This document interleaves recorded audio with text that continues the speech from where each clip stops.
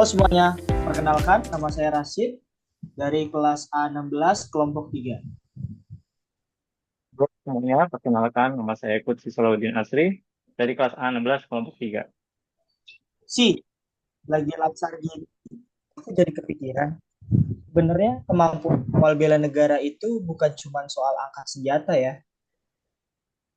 Terus sih, banyak yang masih mikir bela negara itu identik sama militer.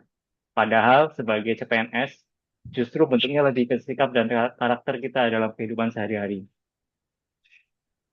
Betul sih, kayak yang kita pelajari, kemampuan awal bela negara itu dimulai dari hal sederhana.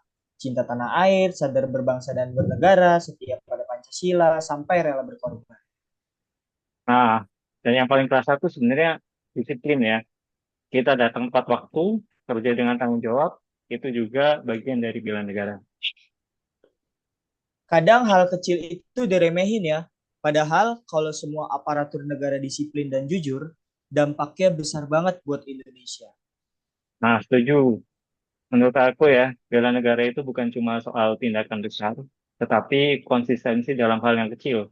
Misalnya, nggak korupsi, nggak korupsi waktu, nggak menyalahgunakan wewenang, dan tetap melayani masyarakat dengan sepenuh hati. Nah, itu kita ini kan nantinya jadi pelayan publik. Kalau kita punya mental bela negara, otomatis kita nggak akan kerja salah-salah.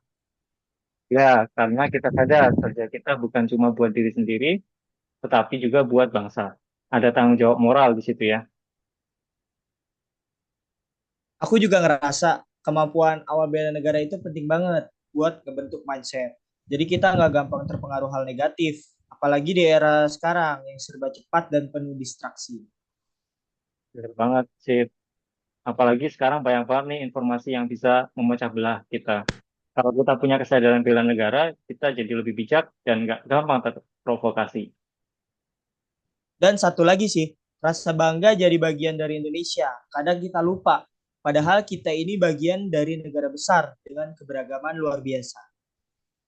Jadi, rasa bangga itu penting karena dari situ muncul keinginan untuk menjaga dan membangun negara, sekecil apapun peran kita.